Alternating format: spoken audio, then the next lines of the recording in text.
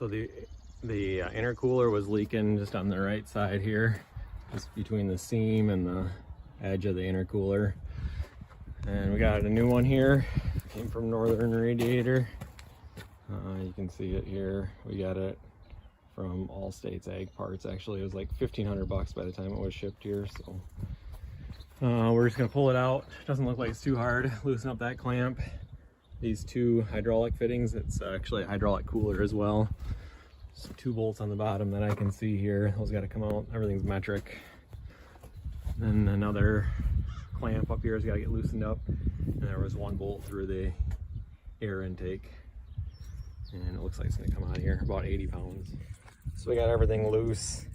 You can see we're draining the oil out. There's quite a bit of hydraulic oil in there. But you can see there's actually a bolt up on top as well I didn't see before, so that's going to come out.